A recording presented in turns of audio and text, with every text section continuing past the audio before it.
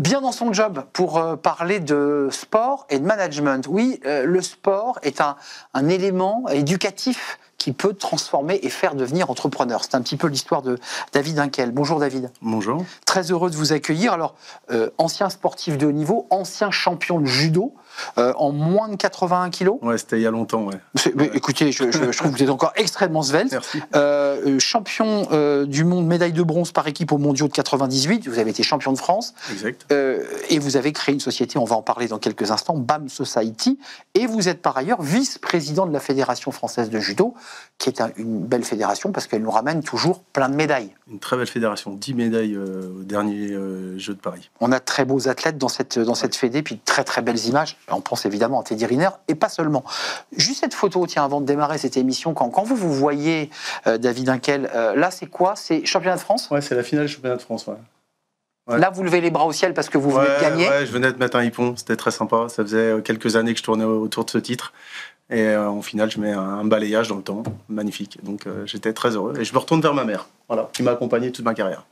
C'est très intéressant parce que les sportifs de haut niveau, les champions que vous êtes, quand vous voyez une image, celle-ci, en une seconde, vous savez ce qui s'est passé, ce qui se passait dans votre tête et ce que vous veniez de faire au niveau technique. C'est incroyable. Ouais. C'était il y a plus de 20 ans. Après, c'est des moments d'émotion qui marquent une vie. Et on a l'impression que quand on y reparle, les quelques secondes ont été au ralenti, on arrive tout à fait à les décortiquer.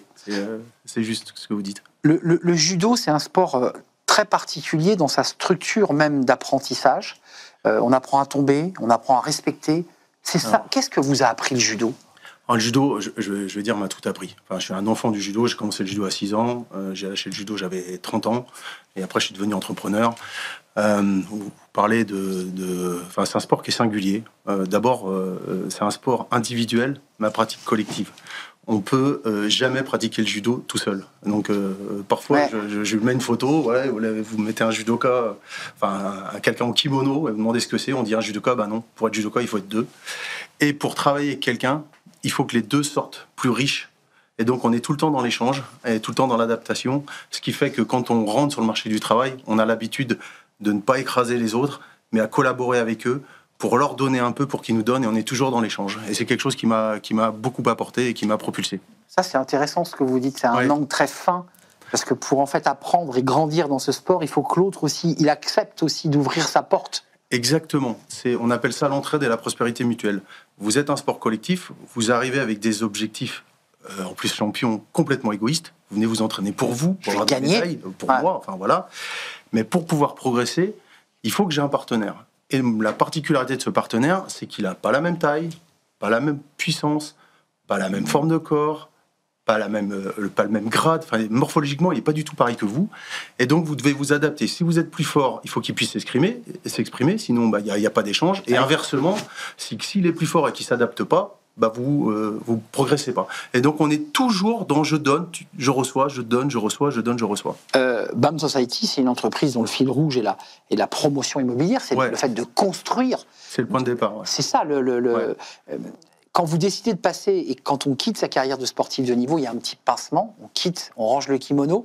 Vous vous êtes dit, c'est ma deuxième vie et je vais m'éclater, et il n'y avait pas de tristesse, vous vous êtes dit, je suis un peu triste d'abandonner tout ce que je viens de vivre?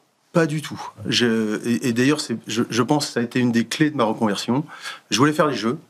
C'est Jamel qui part, Jamel Bourras, qui était le numéro 1 français, un très grand champion, je le salue. Et je me vois pas remplir pour 4 ans. Et donc j'arrête brutalement en disant je fais pas les Jeux, tant pis. Et sans regret, parce que j'avais tout essayé. Alors, franchement, quand on a fait tout ce qu'on pouvait et qu'on pouvait pas faire mieux, on tourne la page assez facilement. Et après, la grosse inquiétude que j'avais, c'est de ne pas retrouver la même énergie, la même motivation. C'est pour ça que je suis devenu entrepreneur. Et donc, le défi, la compétition, il y a de ça aussi quand même chez vous. Alors, il y a l'envie de gagner, il y a l'envie de réussir aussi. Défi, la compétition, et puis surtout l'aventure. Quand on se lève le matin et qu'on est athlète de haut niveau, on se lève pour être champion olympique, champion du monde. Enfin, c'est des projets qui sont un peu fous. Dingue, et donc, d'abord, on ne travaille pas, on s'entraîne. Donc, il y a toute une énergie qui est présente. Et puis, quand ça s'arrête, il faut retrouver quelque chose qui vous motive. Ouais, puis il faut remettre de l'énergie ailleurs, parce que vous êtes évidemment dans une... Exactement. Là, aujourd'hui, vous dites, ça y est, je suis un entrepreneur de plein pied, parce que j'ai réussi ma vie d'entrepreneur, comme vous avez réussi votre vie de judoka. Ouais, ça fait 20... ça y est. Ça fait 25 ans que je suis entrepreneur. J'ai, comme tous les entrepreneurs connus, les hauts, des hauts, des bas, etc., comme une carrière de judoka. Donc en tout cas, c'est pas une place que j'échangerais.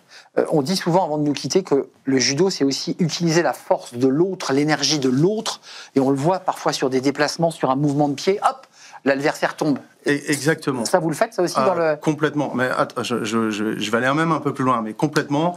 Moi, enfin, on est rentré sur le marché de l'immobilier il y a 5 ans, il y avait des mastodontes en face de nous. Ouais. Et donc, il a fallu trouver... Il y avait des Teddy Riner, quoi. Voilà, des Teddy Riner en face de nous. Il a fallu trouver les angles morts, les points un peu plus sensibles pour nous glisser avec agilité. Et le judo nous apprend, quelle que soit la taille de l'individu en face de vous, qu'il y a toujours quelques points faibles. Mais on parle toujours d'utiliser la force de l'adversaire, mais je fais aussi l'effet miroir. On peut utiliser maladroitement notre force, et donc ça nous oblige toujours à faire très attention, à doser, à bien le mettre au bon endroit, parce que, à l'inverse, si on fait mal et qu'on met la force au mauvais endroit, et c'est nous qui basculons. Et pour l'entrepreneur, c'est une incidence directe. Exactement. Merci David Hinkel, c'est un vrai plaisir de vous rencontrer, de vous accueillir sur le plateau. Plaisir.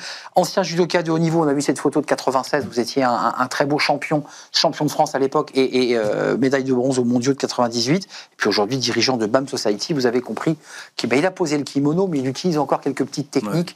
Ouais. Merci de nous avoir rendu visite, c'est un vrai plaisir. On tourne une page, c'est le Cercle RH, un grand entretien avec le DRH de l'Oxam. Alors c'est la location de matériel d'ailleurs que vous devez connaître, de matériel pour le bâtiment, pour la construction. Alors, où en est-on? Parce que le bâtiment va pas très très bien. Comment on organise cette société? Comment on l'accompagne? Comment on recrute? Eh bien, on va poser toutes ces questions au DRH de l'Oxam. Il est notre invité dans le Cercle RH.